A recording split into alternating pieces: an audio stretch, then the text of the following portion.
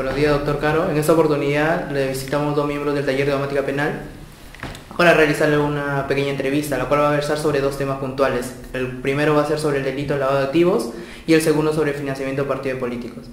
Así que empezamos con la primera pregunta. Excelente. La primera pregunta sería, ¿qué considera usted que se debe entender por actividad ilícita? ¿O considera que es lo mismo entender actividad ilícita que delito propiamente, así como regula el decreto legislativo 1106? Claro. A ver, ya existe un estándar tanto en la doctrina como en la jurisprudencia, en el sentido de que actividad ilícita tiene que ser delito. Es más, si vamos al plenario 1/2017, me refiero a la casación, este establece que no solamente debe ser delito, sino en verdad cualquier delito que genere una renta ilícita. Porque antes de eso, recordemos que el Poder Judicial con Inostros había sentado un precedente de que tenía que ser un delito de relativa gravedad. Hoy en día no. Según la jurisprudencia, es cualquier delito que genere una renta ilícita, y en esa línea van las reglas, digamos, que está aplicando tanto la doctrina como la jurisprudencia. El gran problema ahí es saber qué es lo que se tiene que probar del delito, ¿no? Y mi posición, que ustedes ya conocen, es de que lo que hay que probar es actividad ilícita, es decir, un injusto penal. No hace falta probar elementos de culpabilidad, no hace falta probar, digamos, elementos propios de la punibilidad o perseguibilidad penal. Basta comprobar que hay un injusto penal, aunque no esté probada la autoría y la participación, salvo el supuesto, como también hemos comentado, el autolavado. Ok. La siguiente pregunta sería, doctor, respecto a la autonomía propiamente del delito de lavado de activos. Como sabemos, el artículo 10 del decreto legislativo 1106 te habla de una autonomía. Hay algunos autores que diferencian esta autonomía entre una autonomía procesal y una autonomía sustantiva. ¿Usted considera que realmente se puede hablar de una autonomía en dos vertientes o la autonomía es única? Y si eso es así, ¿usted considera que este delito de lavado de activos realmente goza de una autonomía plena? Mi posición, siguiendo la doctrina mayoritaria, es que en verdad hay que diferenciar la autonomía procesal de la material. La procesal significa que cada delito se persigue de manera independiente, el delito previo y el delito de lavado. Son dos juzgamientos que van en paralelo, no se tienen que entremezclar ni tiene que haber concurso procesal. Pero en cuanto a la autonomía material, ya significa que ya el delito de lavado de activos sí tiene una relación con el delito precedente. ¿Por qué? Porque acá lo que hay es un delito, digamos, que consiste en los actos de conversión, transferencia, ocultamiento o tenencia de bienes de origen delictivo. Entonces, en la medida que tiene que haber un delito precedente, porque los bienes tienen que provenir de un delito previo, hay una conexión. Por eso se habla acá de la dogmática de los delitos de conexión, como hemos comentado también en una oportunidad. Entonces, como son delitos de conexión o de subsecuencia delictiva, por decirlo de alguna manera, el delito posterior, el de lavado, tiene que heredar el ADN respecto, digamos, del delito previo, ¿no? Y eso significa un elemento del tipo. Se tiene que probar, incluso más allá de toda duda razonable para que haya condena, que ha habido actividad delictuosa. Bien, doctor. Ahora, como última pregunta respecto al delito de lavado de activos sería, ¿usted considera que el delito, por ejemplo, de colusión simple, que no es un delito que netamente dentro de su configuración propia esté dañar patrimonialmente al Estado, considera que este delito podría ser un delito fuente del delito de lavado de activos? Claro, podría serlo en la medida que si hay un contrato público y hay traslado patrimonial, la ley sanciona en el párrafo primero del 384 la creación de un peligro potencial para el Estado. El tema de que el peligro potencial puede venir de la mano de una prestación. Entonces, si hay una contraprestación, por ejemplo, un contrato que significa la compraventa de un vehículo para el Estado, y potencialmente a raíz de esa compraventa, la Fiscalía considera que se puede haber dañado el patrimonio del Estado porque no hubo licitación, no hubo concurso, y no sabemos si el precio era un precio de mercado o no, esa potencialidad, en la medida que ya está ligada a un objeto, pese a que no se hable de un daño para el Estado, muy bien, ya desde mi punto de vista puede ser idónea para que ese bien, me refiero al vehículo, la contraprestación, pueda ser materia de lavado. No confundamos la existencia de un perjuicio potencial para el Estado con la inexistencia de patrimonio o de daño patrimonial, son dos cosas distintas. El peligro potencial puede venir de la mano de un traslado patrimonial en una compraventa o un intercambio de un servicio, y eso puede ser susceptible de un acto de lavado posterior. Bien, doctor. Sí, a continuación, doctor, vamos a realizar algunas cuestiones sobre el delito de financiamiento ilegal de partidos políticos. Primero quisiera empezar realizando una pregunta sobre temas de legitimidad.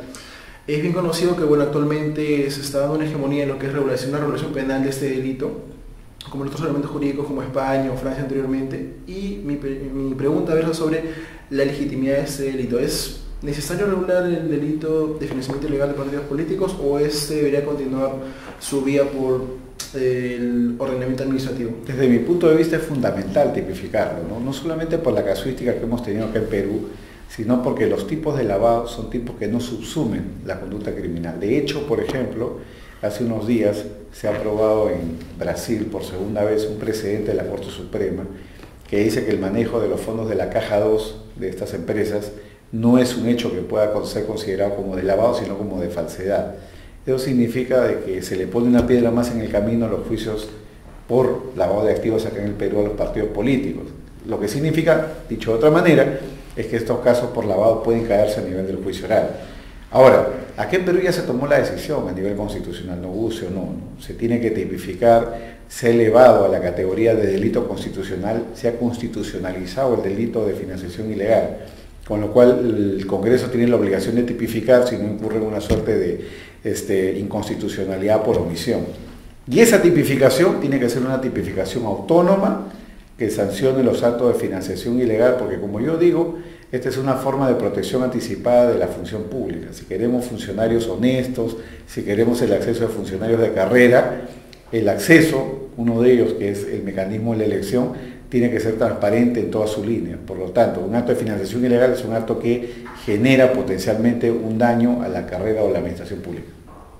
Correcto, muchas gracias. Mi segunda pregunta versa más sobre la regulación de los partidos políticos.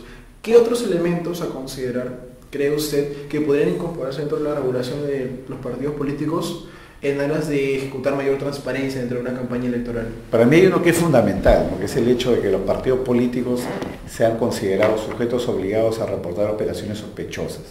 Esto es algo que desde mi punto de vista ya está vigente, porque los partidos políticos son asociaciones y como tales, desde el punto de vista de la regulación en materia de prevención, ya tienen ellos deberes de reportar. Lo que pasa es que la UIF, el regulador, no ha querido, digamos, comprometer a los partidos en esto porque consideran que es un tema muy político y el día que le tocan al partido la puerta para pedirle la designación del oficial de cumplimiento va a haber seguramente todo un revuelo político. Entonces creo que la UIF, el regulador, está esperando que haya una norma expresa, una norma expresa de, digamos, un decreto supremo, el Ministerio de Justicia, refrendado también por Economía y Finanzas, de ser el caso del presidente, con la finalidad de que se eleve, digamos, a la categoría de sujeto obligado a los partidos políticos. Nombren un oficial de cumplimiento, tengan su mapa de riesgos, detecten operaciones sospechosas y las reporten a la UIF. Eso es lo que yo creo que se tiene que hacer.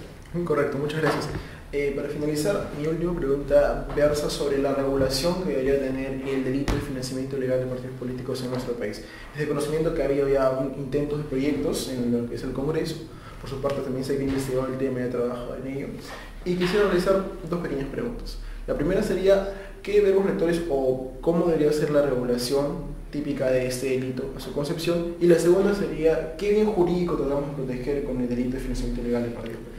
A ver, empiezo por lo último, ¿no? Como yo decía hace un momento, el bien jurídico protegido para mí ya es la libre competencia para el acceso a la función pública, en aquellos mecanismos de elección, porque a la función pública se puede también acceder por concurso, por designación, en algunos casos por asignación, pero en el caso de las elecciones, digamos, populares, donde hay campañas políticas, lo que hay es el acceso a los puestos de mayor trascendencia dentro del Estado. Estamos hablando presidente de la República, presidentes regionales, alcaldes municipales, congresistas de la República. El mecanismo de elección es un mecanismo muy excepcional.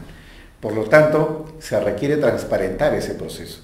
Si el acceso, la puerta de acceso no es transparente, significa entonces de que se está dañando la función pública. Entonces, exactamente lo que se protege para mí es la libre competencia en el acceso a la función pública como un mecanismo de protección adelantada de lo que puede significar la carrera pública o la propia administración pública. Eso por un lado. ¿Eso a qué te lleva? Respondiendo a la segunda pregunta, la cuestión de la tipificación. Yo creo que la tipificación debe ir en tres direcciones. Número uno, sancionar los aportes de campaña por encima de lo permitido.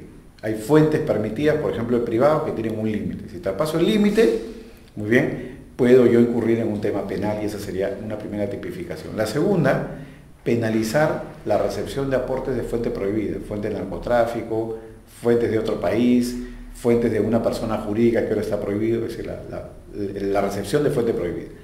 Y lo tercero, los fraudes contables, porque la experiencia demuestra que todos estos delitos de financiación ilegal siempre se hace con la finalidad, digamos, de ocultar el origen, ¿no? Entonces, los partidos políticos lo que hacen es maquillar su contabilidad con la finalidad de hacer aparecer falsos aportantes, por ejemplo. Eso tiene que ser sancionado. Entonces, serían básicamente tres figuras delictivas que podrían, digamos, dar lugar o dar forma a estos delitos de financiación ilegal. Bien, doctor Garo, eso sería todo por nuestra parte. Muchas gracias por la entrevista. Muchas gracias a ustedes. Hasta la próxima. Muchas gracias.